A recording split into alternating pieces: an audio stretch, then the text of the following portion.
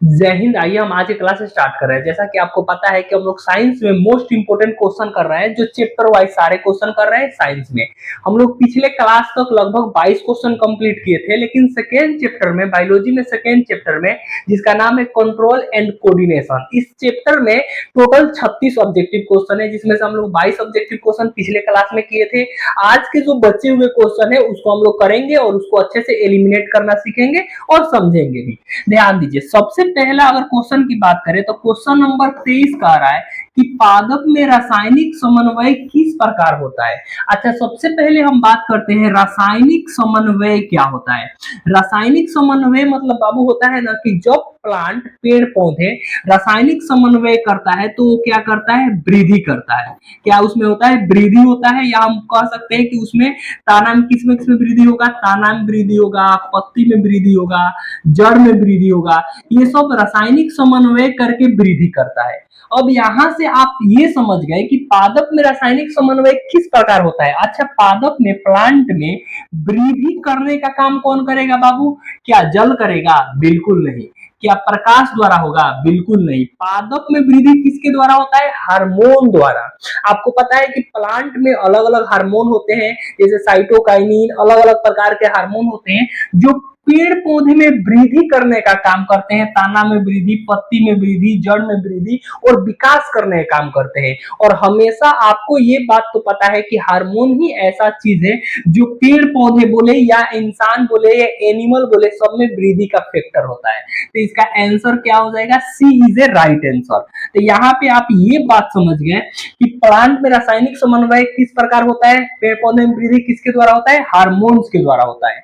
अब हम बात करते हैं बाबू, एक की बात करें, जल और प्रकाश क्या होता है। तो आपको पता है कि बाबू पेड़ पौधे में प्रकाश संश्लेषण करके, प्रकाश संश्लेषण करके क्या बनता है? ग्लूकोज बनता है। क्या बनता है बाबू? प्रकाश संश्लेषण करके ग्लूकोज बनता है। और जब पेड़ पौधे में ग्लूकोज बनता है तो इसके लिए, प्रकाश संश्लेषण के लिए कितनी चीजों की जरूरत होती है? 4 चीजों के लिए। सबसे पहले अगर हम बात करें तो इसमें जल की जरूरत होती है। उसके बाद बोले तो हम सूर्य की प्रकाश की जरूरत होती है, सूर्य के प्रकाश की जरूरत होती है। उसके बाद बोले तो जो आपके पत्तियों में पाया जाता है क्लोरोफिल, क्लोरोफिल की जरूरत होती है। और हम वातावरण से पेड़ पौधे क्या लेते हैं? Carbon dioxide, CO2। तो ये 4 चीज मिलता है तो प्रकाश संश्लेषण होता है, प्रकाश संश्लेषण होता है तो ग्लूकोज बनता है। लेकिन पेड़ पौधे में रासायनिक समन्वय हमेशा किसके द्वारा वृद्धि करने के लिए होता है? ताना में वृद्धि, पत्ती में वृद्धि, जड़ में वृद्धि। और वृद्धि किससे होगा बाबू? वृद्धि हार्मोन से होगा। तो इसका सी इज ए राइट आंसर होगा। चलिए हम अगले क्वेश्चन पे चलते हैं, ध्यान दीजिए। देखिए क्वेश्चन नंबर 24 क्या कह रहा है, आप ध्यान दीजिए। क्वेश्चन नंबर 24 पे ध्यान दीजिए। देखिए क्वेश्चन नंबर 24 बाबू कह रहा है कि तंत्रिका तंत्र की संरचनात्मक और क्रियात्मक इकाई को क्या कहते हैं। सबसे पहले हम ये बात समझते हैं कि तंत्रिका तंत्र क्या होती है। तो आपको पता है कि बाबू हमारे पीछे की जो रीढ़ की हड्डी होती है, जिसको हम लोग स्पाइनल कोड बोलते हैं, यहाँ से बहुत छोटे छोटे जो नर्व्स निकली रहती है, हम इसको तंत्रिका तंत्र कहते हैं। और यही हमें संदेश देने के काम करती है, पूरे बॉडी का संदेश ब्रेन तक तंत्रिका तंत्र पहुंचाती है। अगर तंत्रिका तंत्र के संरचनात्मक और क्रियात्मक इकाई को बाबू बोलते हैं हम लोग न्यूरॉन। क्या बोलते हैं बाबू? न्यूरॉन बोलते हैं।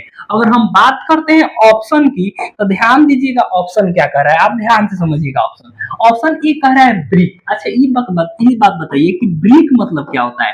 आपको पता है कि ब्रिक मतलब होता है बाबू किडनी। क्या होता है? किडनी। और किडनी क्या करती है? किडनी हमारे ब्लड को शुद्धिकरण करती है। ब्लड को क्या करती है बाबू? ब्लड को शुद्धिकरण करती है, ब्लड को फिल्ट्रेशन करती है। अगर हम बात करते हैं किडनी ब्लड को शुद्धिकरण करके कहाँ भेजती है? मूत्र को, मूत्र के द्वारा भेजती है। और जितने भी शुद्ध ब्लड होता है वो पूरी बॉडी तक फिर ट्रांसफर हो जाता है। अगर बात करते हैं हम बाबू ऑप्शन बी का, ऑप्शन बी कर रहा है तंत्रिका कोशिका। अच्छा एक बात बताइए, तंत्रिका कोशिका बोले या बोले न्यूरॉन, दोनों बात एक ही है।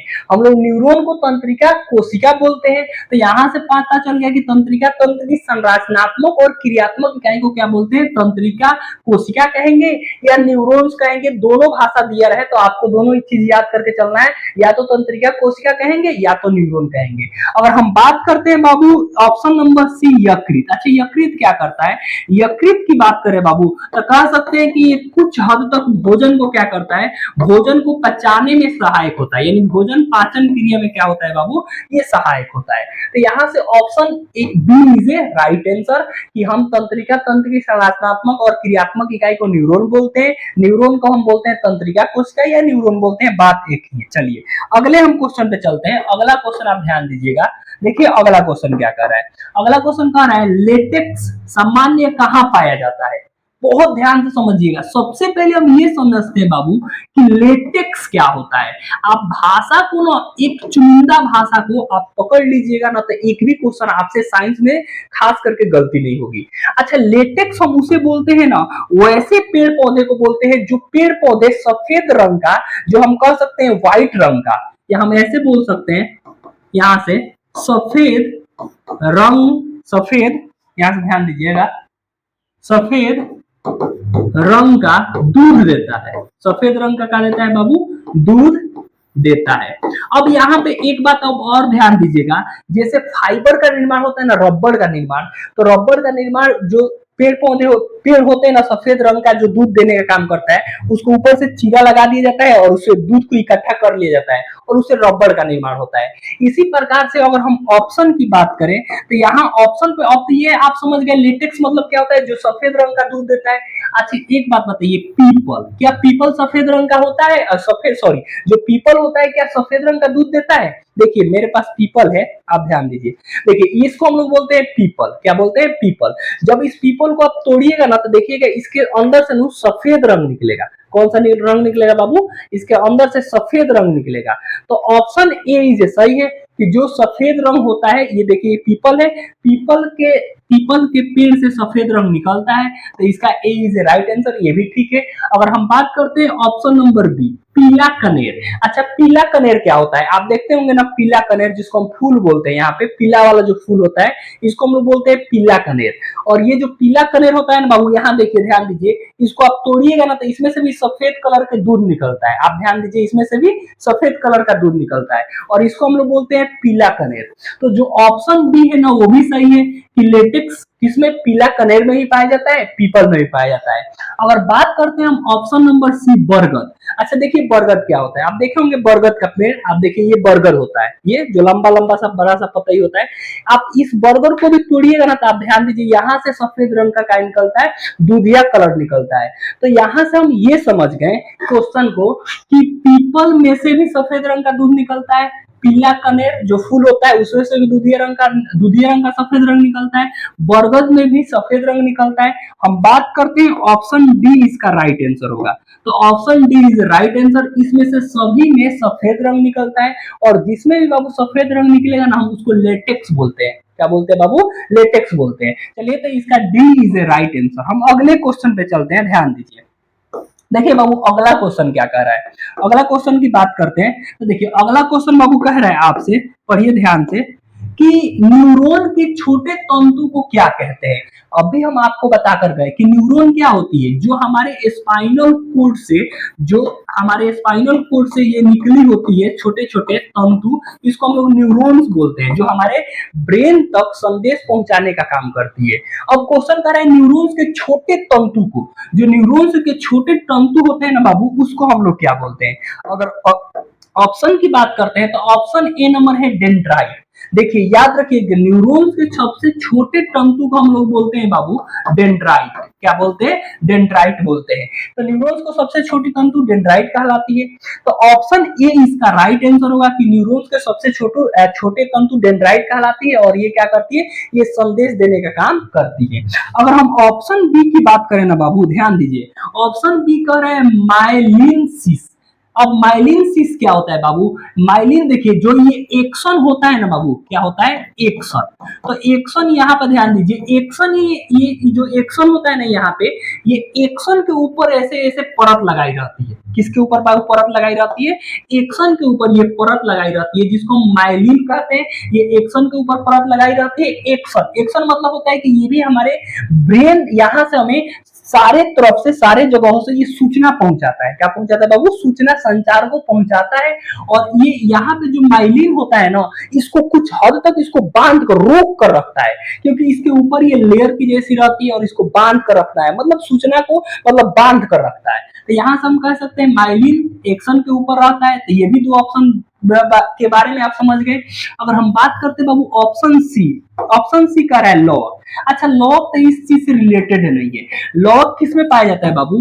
पेड़ पौधे में लॉग पाया जाता है। तो ये तो ऑप्शन होगा ही नहीं। इसीलिए बोला जाता है ना कि आप पढ़े लिखे अगर सब्जेक्टिव क्वेश्चन अच्छे से पढ़े रखिएगा ना तो ऑब्जेक्टिव क्वेश्चन एक एक बनेंगे और ऑब्जेक्टिव क्वेश्चन को एलिमिनेट करना सीखिए। एक एक ऑप्शन को आप उसको फाड़िए, चीरिए, उसका ऑपरेशन करिए, तब जाकर आपको अच्छे से समझ में आएगा। तो यहाँ से हमें ऑप्शन क्या हो जाएगा? Option A is A right answer. चलिए हम अगले क्वेश्चन पे चलते हैं। देखिए अगला क्वेश्चन क्या कर रहा है, आप ध्यान दीजिए। अगला क्वेश्चन कह रहा है कि डेंगू उत्पन्न करने वाले मच्छर किस तरह के जल में उत्पन्न होते हैं। अच्छा डेंगू, सबसे पहले हम बात करते हैं डेंगू की। किसकी बात करते हैं बाबू? डेंगू की। तो आप एक बात ये समझ जाइएगा बाबू, यहां से आप एक बात ये समझ जाइएगा कि डेंगू कौन से मच्छर को काटने से होती है। तो याद रखिएगा डेंगू बीमारी मादा एनोफिलीज मच्छर को काटने से होती है।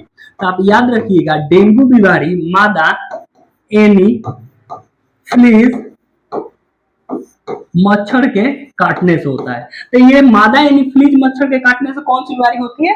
डेंगू बीमारी होती है। अच्छा ये उत्पन्न कैसे होती है इसके बारे में हम समझे। तो आप देखिएगा, आप किसी बोतल में या किसी बीकर में आप कोई भी चीज में साफ पानी स्टोर कर दीजिए, स्टोर करके रख दीजिए। तो जो पानी आप शुद्ध पानी जब स्टोर करके रखते हैं ना, तो शुद्ध पानी में ये जो डेंगू मादा एनोफिलीज मच्छर है ना, ये शुद्ध पानी में अंडे देना और शुद्ध पानी में रहना ये बहुत पसंद करता है। जैसे 2-4 दिन आप शुद्ध पानी भर लिए, चाहे कोई बोतल का पानी आप कल के पानी भर लिए, चाहे कोई बोतल का पानी खरीद कर लाए और उसको स्टोर करके 4-5 दिन रख दिए अपने घरों में। और अपने घरों में जब ये से पानी को आप स्टोर करके रख दीजिएगा ना, तो वहां से मादा एनोफिलीज मच्छर उत्पन्न होगी और वो आपको बाइट करेगी, काटेगी और वहां से आपको डेंगू बीमारी हो जाएगी। और याद रखिएगा ये हमेशा शुद्ध जल में पाई जाती है। जो मादा एनोफिलीज मच्छर है हमेशा शुद्ध जल में पाई जाती है। और एक बात और, जो डेंगू बीमारी होता है ना बाबू, वो ज्यादा शहर के लोगों को होता है।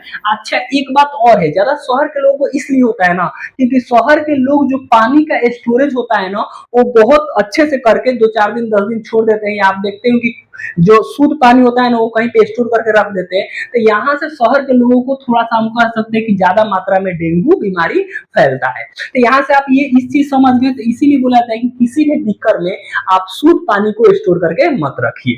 तो यहाँ से क्या खारा जल में? बिल्कुल नहीं। क्या शुद्ध जल में? जी हाँ। डेंगू किस में उत्पन्न होती है? शुद्ध जल में होती है। B is A right answer. अगर गंगा जल की बात करें, नहीं, इनमें से कोई नहीं। तो चलिए option B is A right answer. Dengue शुद्ध जल में होता है और कौन से मच्छर को काटने से होता है? मादा एनोफिलीज मच्छर के काटने से होता है। चलिए ये क्वेश्चन समझ गए। अगले क्वेश्चन पे चलते हैं। देखिए अगला क्वेश्चन क्या कर रहा है, ध्यान दीजिए। अगला क्वेश्चन कह रहा है मानव में डायलिसिस थैली है। बहुत बढ़िया है, समझिएगा। यहां से हम बहुत आपको ज्ञान की चीज बताएंगे। मानव में डायलिसिस थैली। अच्छा डायलिसिस मतलब क्या होता है? आप देखे होंगे ना कि किसी व्यक्ति का जब किडनी खराब हो जाता है। क्या हो जाता है बाबू? खराब हो जाता है। तो डॉक्टर डायलिसिस करता है। क्या करता है? डायलिसिस। डॉक्टर क्या करेगा बाबू? डॉक्टर जो होगा ना, डॉक्टर डायलिसिस करेगा। डॉक्टर क्या करेगा? डॉक्टर डायलिसिस करेगा। अब डॉक्टर डायलिसिस करेगा ना, तो एक बात और ध्यान से समझिएगा। आप सुने होंगे ना प्रेमानंद बाबा के बारे में। तो प्रेमानंद बाबा को सप्ताह में यानी 7 डेज में 3 बार, कितने बार बाबू? एक न्यूज के हिसाब से 3 बार डायलिसिस होता है। अब 3 बार डायलिसिस क्यों होता है? क्योंकि प्रेमानंद बाबा जी का किडनी खराब है और उनको सप्ताह में 3 बार डायलिसिस नहीं होगा ना, तो उनका जो किडनी का जो काम होता है वो डायलिसिस करेगी, डायलिसिस थैली करेगी। जो किडनी क्या करता है? हमारे ब्लड को शुद्ध करता है। ब्लड को क्या करता है? ब्लड को प्यूरिफिकेशन करता है, ब्लड को शुद्धिकरण करता है। उसी प्रकार से अगर किसी व्यक्ति का किडनी खराब हो गया तो उसको डायलिसिस डॉक्टर करता है सप्ताह में 3 बार। कितने बार बाबू? सप्ताह में 3 बार, ताकि उस व्यक्ति को जब किडनी नहीं है तो वो डायलिसिस थैली भोजन को छाने, भोजन को जो क्या करे, ब्लड को छानने का काम करता है। तो ब्लड को छानने का कौन काम करता है? डायलिसिस थैली करता है, जिसके शरीर में किडनी नहीं होता है। और डायलिसिस को ही हम क्या बोलते हैं बाबू? नेफ्रॉन बोलते हैं। अब हम बात कर लेते हैं प्रेमानंद बाबा जी के बारे में। तो आप सुने होंगे प्रेमानंद बाबा जी की किडनी नहीं है, किडनी खराब है। जिस व्यक्ति का किडनी खराब होता है ना, तो उनके यहाँ डॉक्टर सप्ताह में 3 बार आएगा और उनका 3 बार डायलिसिस थैली करेगा, और डायलिसिस थैली करेगा ना तो वो व्यक्ति 1 सप्ताह तक जीवित रहेंगे। अब आप सुने होंगे कि बहुत लोग कहते हैं क्या कि प्रेमानंद बाबा साक्षात भगवान है, उन पे मानते हैं हम कि उनका जो वाणी है ना बहुत खूबसूरत बातें होती है, बहुत अच्छा से बात वो करते हैं, क्योंकि मैं भी उसी धर्म से रिलेटेड हूं तो मैं जानता हूं। लेकिन एक बात और है बाबू, हम भगवान पे 1% ही विश्वास करते हैं कि भगवान के बारे में जो भगवान की भक्ति है वो तो ठीक है, लेकिन 99% की बात करें, 99% अगर प्रेमानंद बाबा का डायलिसिस नहीं होता तो यकीन करिए, अब आगे की तो बात हम नहीं बता सकते, लेकिन एक न्यूज के हिसाब से उनके आश्रम में डॉक्टर सप्ताह में 3 बार आकर डायलिसिस करते हैं। और आप ये भी जान जाइए कि एक बार डायलिसिस करने के लिए लगभग 2000 रुपया का खर्च आता है। अगर यही सप्ताह में 3 बार होता है तो एक सप्ताह में लगभग 6000 रुपया खर्च होता है। अगर हम बात करते हैं एक साल में, कितने साल में बाबू, एक साल में, तो एक साल में लगभग 9,36,000 रुपया खर्च होता है डायलिसिस करवाने में। और किसी व्यक्ति का किडनी खराब है, जैसे प्रेमानंद बाबा को लगता होगा एक साल में 9,36,000 रुपया लगता होगा, सिर्फ उनको डायलिसिस किया जाता है। अब यहाँ पे बहुत लोगों को अंदर ये मतलब भ्रम पैदा हो जाता है कि नहीं उनका किडनी खराब है। जैसे किडनी तो खराब है ठीक है, लेकिन वो जीवित इसलिए है ना ताकि उनका हमेशा क्या होता है, डायलिसिस होता है। एक न्यूज के हिसाब से हम आपको बता रहे हैं, एग्जैक्ट डाटा तो मेरे को भी पता नहीं है, बट ये बात सत्य है साइंस के हिसाब से कि जब तक उनका डायलिसिस नहीं होगा ना तब तक वो अच्छे से जीवित नहीं होंगे, कैसे कि उनका ब्लड का फिल्ट्रेशन नहीं होगा। और इसीलिए उनको लगभग साल में 9,36,000 अप्रोक्स, इससे भी ज्यादा हो सकता है, पैसा खर्च होता है और उनका डायलिसिस होता है, और तब आपके और मेरे सामने वो आजीवित है। ये बात आप हमेशा याद रखिएगा। और डायलिसिस क्या करता है, डायलिसिस क्या होता है, एक नेफ्रॉन की तरह काम करता है। जैसे नेफ्रॉन क्या करता है बाबू, नेफ्रॉन ब्लड को शुद्धिकरण करने का काम करता है, ब्लड को शुद्ध करता है, ब्लड को छानता है। वैसा ही अगर किसी व्यक्ति के शरीर में किडनी नहीं है तो डायलिसिस होगा और यही क्या करेगा, ब्लड को छानेगा, जिससे वो व्यक्ति इजीली तरीका से हमारे इस पृथ्वी पर जीवित रह सकते हैं। आई बात समझ में? तो मुझे उम्मीद है कि आप पूरे तरह से इस क्वेश्चन को समझ गए होंगे और प्रेमानंद बाबा जी के बारे में भी आप समझ गए होंगे कि उनको डायलिसिस क्यों होता है, क्योंकि उनका किडनी खराब है, सप्ताह में 3 बार होता है, लगभग वो साल में उनका कितना पैसा खर्च है, 9,36,000 रुपया उनका खर्च आती है, और तब जाकर वो हमारे और आपके बीच में जीवित रहते हैं। इसके हिसाब से, न्यूज के हिसाब से हम बता सकते हैं, जैसे में हम बहुत सारे न्यूज के बारे में अब सुने भी होंगे, चाहे आप सर्च भी कर सकते हैं। ये बात आप याद रखिएगा। अगर हम अगले क्वेश्चन पे बात करते हैं तो अगला क्वेश्चन ध्यान दीजिए, अगला कह रहा है न्यूरॉन। अच्छा, न्यूरॉन क्या करती है? आपको पता है कि न्यूरॉन हमारे पूरे बॉडी तक संदेश देती है, संदेश देकर ये हमारे ब्रेन तक संदेश पहुंचाने का काम करती है न्यूरॉन। माइटोकॉन्ड्रिया पूछता है कि ऊर्जा का घर किसे कहते हैं, तो याद रखिएगा पावर हाउस। पावर हाउस किसे कहते हैं बाबू? माइटोकॉन्ड्रिया कहते हैं। माइटोकॉन्ड्रिया सेल के अंदर होता है, केंद्रक के अंदर होता है, जिसको हम ऊर्जा के घर कहते हैं, पावर हाउस कहते हैं। तो इसका आंसर क्या होगा? A is A right answer, nephron. Nephron kidney में ब्लड छानने का काम करता है और वही डायलिसिस थैली कहलाता है। ये बात आप समझ गए। चलिए हम अगले क्वेश्चन पे चलते हैं। ध्यान दीजिए अगला क्वेश्चन क्या कर रहा है, ध्यान दीजिए। देखिए अगला क्वेश्चन कह रहा है ना, इंसुलिन की कमी के कारण कौन सा रोग होता है? अगर हम बात करते हैं इंसुलिन, अच्छा इंसुलिन की कमी के कारण जो रोग होता है ना वो मधुमेह बीमारी होती है। कौन सी बीमारी होती है बाबू? मधुमेह बीमारी होती है। मधुमेह, मधुमेह। अब मधुमेह बीमारी क्या होती है आप देखिएगा, जिसमें शर्करा की मात्रा क्या हो जाती है, शर्करा, यहाँ पे ध्यान दीजिएगा, यहाँ पे शर्करा की मात्रा क्या हो जाती है, बढ़ जाती है, और बढ़ जाएगी ना तो मधुमेह बीमारी हो जाएगी। और ये किसकी कमी के कारण होती है? इंसुलिन की कमी के कारण होती है। तो इसका B is A right answer. अगर हम बात करते हैं बाबू ऑप्शन ए के बारे में, घेंघा रोग। अब ये बड़ा खतरनाक पहले का रोग होता है बाबू, घेंघा रोग। यहाँ पे देखिएगा किसी के गर्दन के पास ना एक बड़ा सा घेंघा हो जाता था, आज के व्यक्ति में नहीं हो रहा है। पता है क्यों? क्योंकि घेंघा बीमारी बाबू आयोडीन के कारण होता है। किसके कारण होता है बाबू? आयोडीन के कारण होता है। अब आप सुने होंगे कि पहले के जो नमक आता था ना वो बहुत ही गीला गीला आता था, ऐसे गीला टाइप का आता था नमक, और वो समुद्र से निकाल कर थोड़ा बहुत उसको मतलब ऐसे बोल सकते हैं कि समुद्र से निकाल कर उसको पॉकेट में पैक करके भेज दिया जाता था। लेकिन जैसे कंपनी बैठी ना तब कंपनी क्या करी कि उसी नमक में आयोडीन की मात्रा मिलाने लगी, और उसके बाद से प्रचार आने लगा आयोडीन युक्त नमक। यानी जब आयोडीन आया ना उस नमक में तो वो नमक फ्रेश होने लगा, और वही नमक फ्रेश होने लगा ना तो सारे व्यक्ति को जो घेंघा बीमारी होती थी वो बीमारी ठीक होने लगा। और पहले के लोग को घेंघा बीमारी इसलिए होती थी क्योंकि नमक गिलाता था। दूसरा बात वो समुद्र वो सॉरी वो जो आप कह सकते हैं कुएं के पानी पीते थे। किसके पानी पीते थे बाबू? कुआं के पानी। और जो कुआं के पानी होता था ना बहुत खारा होता था, और इसीलिए उनको घेंघा रोग होता था।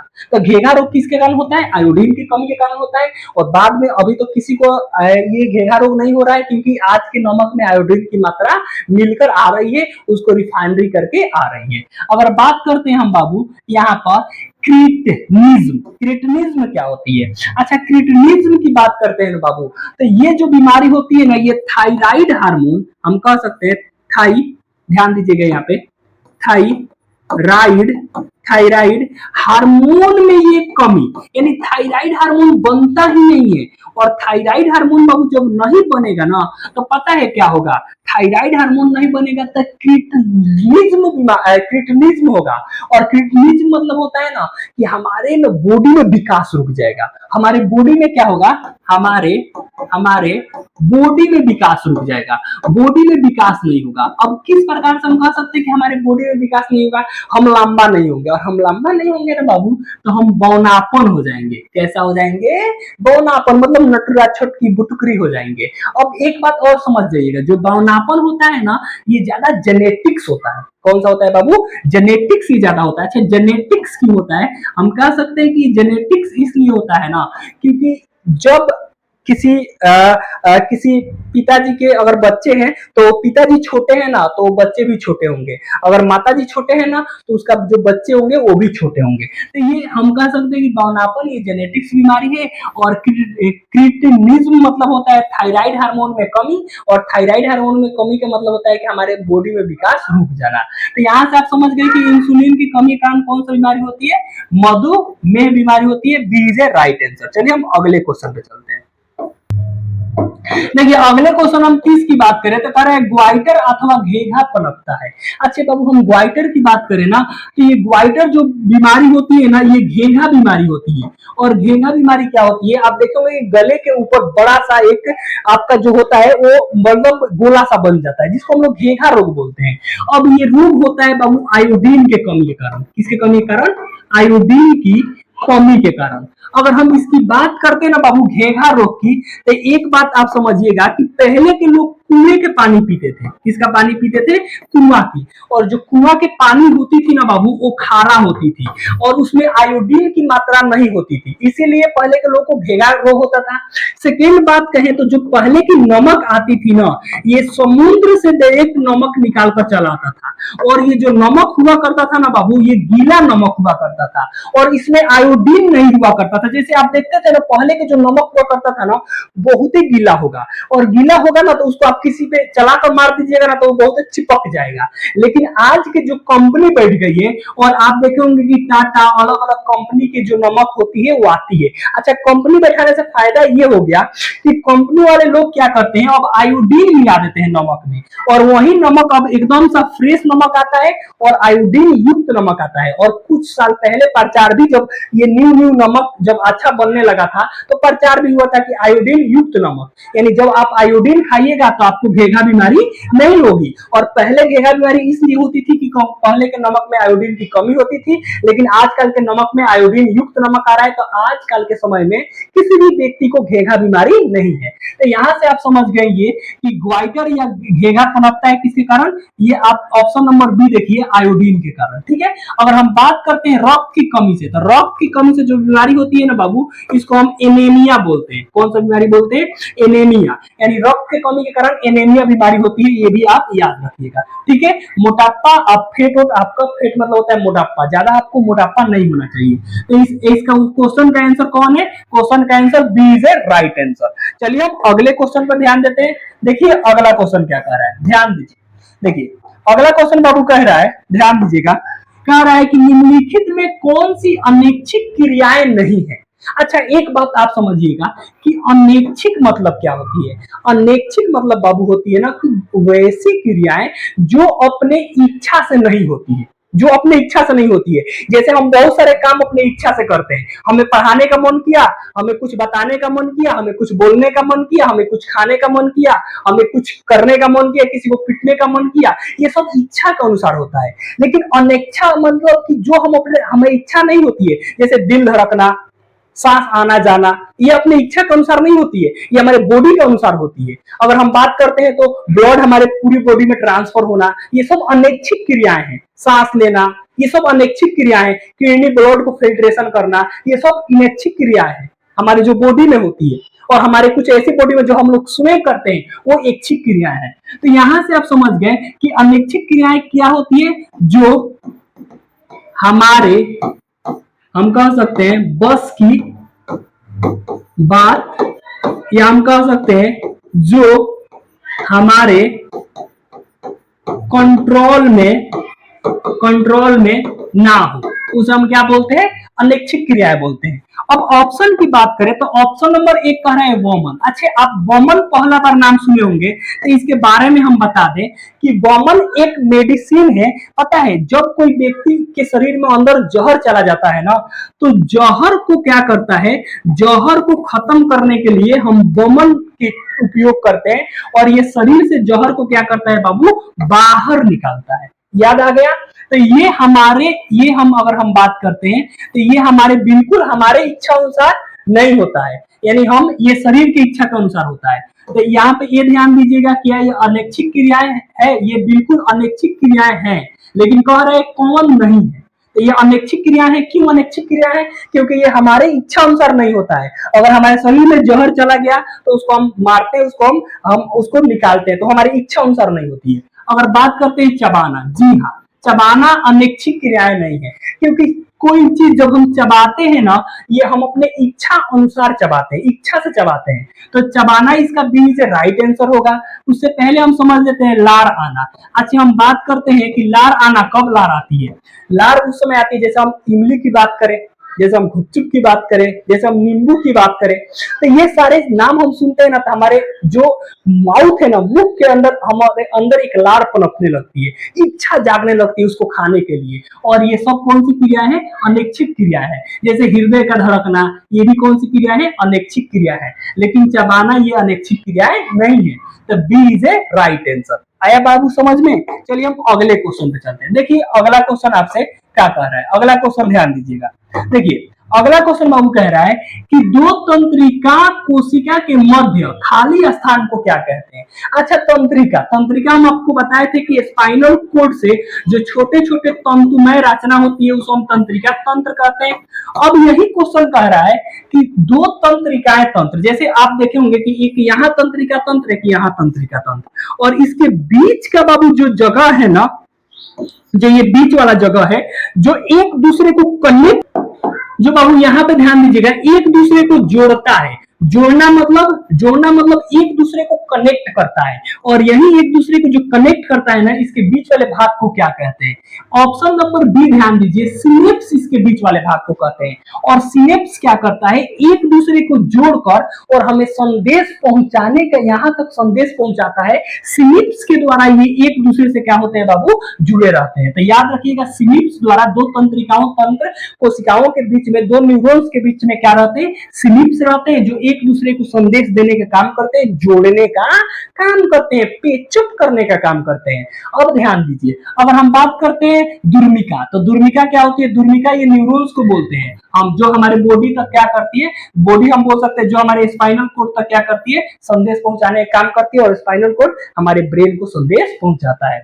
हम एक्शन की बात बोले तो ये छोटे छोटे पोस्ट को हम क्या बोलते हैं? एक्शन कहते हैं। आवेग जो हमारे मस्तिष्क में जो हमारे आवेग मतलब होता है कि कोई चीज हमें अचानक कर देना, जैसे गुस्से से आकर हम किसी को पीट दिए, किसी को मार दिए, तो हम बोलते हैं ना आवेग, मतलब आवेग में आकर उसको कुछ चीज कर दिए। आवेग मतलब जो हमारे बॉडी के अंदर अचानक से गुस्सा आ जाना, अचानक से हम किसी को घटना कुछ कर दिए, तो उसको बोलते हैं आवेग में आकर। ठीक है, तो इसका आंसर क्या होगा? दो तंत्रिका कोशिकाओं के मध्य खाली स्थान को क्या कहते हैं? सिनेप्स कहते हैं। और सिनेप्स एक दूसरे को जोड़ने का काम करती है, कनेक्ट करने का काम करती है, पेचअप करने की काम करती है। चलिए हम अगले क्वेश्चन पे चलते हैं। ध्यान दीजिए अगला क्वेश्चन क्या कह रहा है, ध्यान दीजिएगा। देखिए बाबू, अगला क्वेश्चन कह रहा है कि पांस, मेडुला और अनुमस्तिष्क, ये तीनों जब मिलता है ना तो उसको हम क्या बोलते हैं? ऑप्शन नंबर एक कह रहा है अग्र मस्तिष्क, बिल्कुल नहीं, अग्र मस्तिष्क नहीं कहते। मध्य मस्तिष्क, ये भी नहीं कहते। हम इसको कहते हैं बहुत पश्चिम मस्तिष्क। क्या कहते हैं? पश्चिम मस्तिष्क। पश्चिम मस्तिष्क मतलब पिछले वाले दिमाग, पीछे वाले जो ये वाला, और पिछले वाले दिमाग ये स्पाइनल कोड से जुड़ा रहता है। ये पीछे वाले, इसको हम लोग क्या बोलते हैं? पश्चिम मस्तिष्क बोलते हैं। तो याद रखिएगा कि जब पॉन्स, मेडुला और अनुमस्तिष्क तीनों मिलता है तो किस मस्तिष्क में, उसको क्या कहते हैं हम लोग? पश्चिम मस्तिष्क कहते हैं, पीछे वाला मस्तिष्क कहते हैं।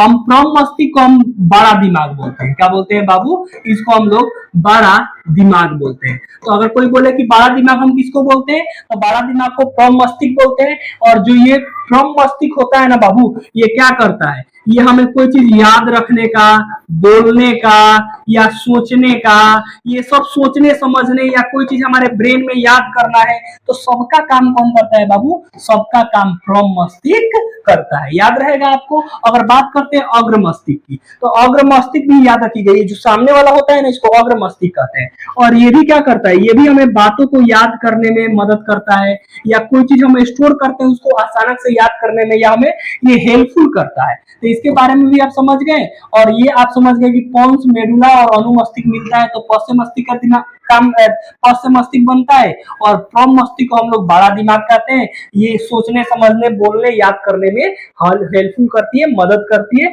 और यही हिस्सा होता है ब्रेन का। चलिए हम अगले क्वेश्चन पे चलते हैं। ध्यान दीजिए, देखिए अगला क्वेश्चन क्या कह रहा है। अगला क्वेश्चन बाबू कह रहा है कि ध्यान दीजिए, इनमें से कौन पादप हार्मोन है? अच्छा, पादप हार्मोन मतलब क्या होता है कि इसमें से कौन पेड़ पौधे वाला हार्मोन है? तो चलिए पेड़ पौधे वाला हार्मोन की बात करते हैं। सबसे पहले ऑप्शन को एलिमिनेट करेंगे। ऑप्शन एक कह रहा है इंसुलिन। आपको पता है इंसुलिन मनुष्य में होता है। इंसुलिन के कारण मधुमेह बीमारी होती है। कौन सा बीमारी? मधुमेह बीमारी होती है। ये मधुमेह बीमारी होने का काम किसमें होती है? इंसुलिन। अगर हम बोलते हैं थायरॉक्सिन, तो थायरॉक्सिन क्या होती है? थायरॉक्सिन एक क्या होता है बाबू? ये थायरॉक्सिन T4 और T5 के मिलने से बनता है, ये थायरॉक्सिन होता है। ये भी क्या होता है? ये भी पादप हार्मोन नहीं होता है, ये मनुष्य वाला हार्मोन होता है। ये आप बात को याद करना है। अगर हम बात करते हैं एस्ट्रोजन, तो एस्ट्रोजन के बारे में बात करते हैं कि इसको हम लोग बोलते हैं महिला सेक्स हार्मोन। इसको हम लोग क्या बोलते हैं? महिला सेक्स हार्मोन। अब यहाँ से आप पता चल गया आपको कि इसको हम लोग महिला सेक्स हार्मोन कहते हैं, और इसके बारे में हम लोग पिछले वाले क्लास में अच्छे से डिटेल समझे थे। अगर हम बात करते हैं साइटोकाइनिन, जी हाँ, जो पेड़ पौधे का हार्मोन होता है वो कौन होता है? साइटोकाइनिन। तो D is a right answer. तो आप याद रखिए पेड़ पौधे का हार्मोन कौन होता है? साइटोकाइनिन। चलिए हम अगले क्वेश्चन पे चलते हैं। ध्यान दीजिएगा, इस यहाँ पे ध्यान दीजिए, ये क्वेश्चन क्या कह रहा है। देखिए क्वेश्चन कह रहा है बाबू कि पादपों में पाए जाने वाला वृद्धि हार्मोन निम्न में से कौन सा है? अच्छा, प्लांट में पाए जाने वाला वृद्धि हार्मोन जो हमारे पेड़ पौधे में क्या करता है? वृद्धि करने का काम करता है। ऑप्शन एक कहते हैं जिब्रेलिन। जी हाँ, जिब्रेलिन जो हार्मोन होता है वो पेड़ पौधे में क्या करता है? वृद्धि करने का काम करता है। तो ए इज राइट आंसर कि जिब्रेलिन जो होता है वो वृद्धि करने का काम करता है। बाकी इंसुलिन क्या होता है, थायरॉक्सिन क्या होता है, सबके बारे में हम लोग कितने सारे क्वेश्चन के जिक्र करते आ रहे हैं पिछले क्लास से। तो हम याद रखेंगे कि पादपों में पाया जाने वाला वृद्धि हार्मोन कौन होता है? जिब्रेलिन होता है। चलिए अगले क्वेश्चन पे चलते हैं। इस क्लास के ये लास्ट क्वेश्चन है। ध्यान दीजिएगा ये क्वेश्चन क्या कर रहा है, और इस चैप्टर का भी लास्ट क्वेश्चन है। कह रहा है कि आयोडीन की कमी से कौन सा रोग होता है? आपको सिंपल सा, अभी हम इसके पीछे वाले बता गए थे कि आयोडीन की कमी से घेघा बीमारी होती है। कौन सी बीमारी होती है? घेघा। क्योंकि पहले की जो नमक होती थी उसमें आयोडीन की मात्राएं नहीं होती थी, क्योंकि वो डायरेक्ट समुद्र से हमारे घरों तक पहुंच जाता था। लेकिन कंपनी आई तो उसमें आयोडीन की मात्रा मिलाने लगी और आयोडीन से आज किसी भी व्यक्ति को घेघा रोग नहीं होता है। तो आयोडीन की कमी से घेघा बीमारी होती है। मधुमेह, तो आपको पता है कि मधुमेह के बारे में आप जानते हैं कि शर्करा में चीनी की मात्रा क्या हो जाना, ज्यादा हो जाना। और ये हम बात करते हैं स्कॉर्बिक बीमारी के, तो याद रखिएगा ये पूछता है क्वेश्चन कि स्कॉर्बिक बीमारी किसके किस विटामिन की कमी से होती है। तो विटामिन सी की कमी से कौन सी बीमारी होती है, स्कॉर्बिक बीमारी होती है। स्कॉर्बिक मतलब होता है कि मसूड़े से खून आने लगता है, दांत से खून आने लगता है, सुबह में आप देखे होंगे, तो इसे इसको हम स्कॉर्बिक बीमारी कहते हैं। अगर हम बात करते हैं एड्स की, तो एड्स बहुत हमारी खतरनाक बीमारी होती है और एड्स के बारे में आपको बहुत ज्यादा पहचान मिलती है। सबसे पहले आपसे पूछेगा कि एड्स का फुल फॉर्म क्या होगा, आप कहिएगा कि एक्वायर्ड इम्यूनोडिफिशियंसी सिंड्रोम, इसका फुल फॉर्म होता है। और जो एड्स होता है ना, ये किस वायरस के कारण होता है, HIV वायरस के कारण होता है। और HIV मतलब होता है ह्यूमन इम्यूनो डिफिशियंसी वायरस, ये इसका होता है, ठीक है। तो ये HIV वायरस के कारण कौन सा बीमारी होती है, एड्स होती है। एड्स ज्यादा हम देखते होंगे कि आजकल एड्स ज्यादा हम सेक्सुअल कांटेक्ट से होता है। अगर ये सेक्सुअल कांटेक्ट कोई व्यक्ति बिना उसका मतलब बोल सकते हैं कि बिना उसका सेफ्टी लगाए करता है, तो ज्यादा उसको कौन सी होती है, एड्स बीमारी होती है। और एड्स में बहुत ज्यादा आपको प्रचार भी मिलता है और बहुत ज्यादा इसका प्रचार भी किया जाता है। तो एड्स बहुत खतरनाक बीमारी है, आज तक इसका कोई इलाज नहीं है, इसका कोई इलाज नहीं है। आया बात समझ में, तो एड्स का कोई इलाज नहीं है, ये बात आप समझ गए, ये क्वेश्चन समझ गए। तो आज के क्लास में हम फाइनली सेकेंड चैप्टर बायोलॉजी में कंप्लीट कर लिए। अब चलिए हम फिजिक्स वाले चैप्टर को उठाएंगे। हम लोग बायोलॉजी में फर्स्ट चैप्टर और सेकेंड कुछ चैप्टर के लगभग हम लोग 100-150 क्वेश्चन कर लिए और एक एक क्वेश्चन को समझे, यानी यहाँ से 500 तक क्वेश्चन बन गया। फाइनली आपके एग्जाम में एक भी क्वेश्चन दिक्कत नहीं हुआ होगा। बाकी मेरे से कोई मिस्टेक हुआ या कोई दिक्कत हुआ होगा तो आप जरूर कमेंट बॉक्स में कमेंट करके बताइएगा। और ये वीडियो को आप जरूर अपने फ्रेंड के साथ शेयर करिएगा ताकि सारे क्वेश्चन उसको यहाँ से क्लियर हो जाए। फिर हम मिलते हैं नेक्स्ट वीडियो के साथ, तब तक के लिए धन्यवाद।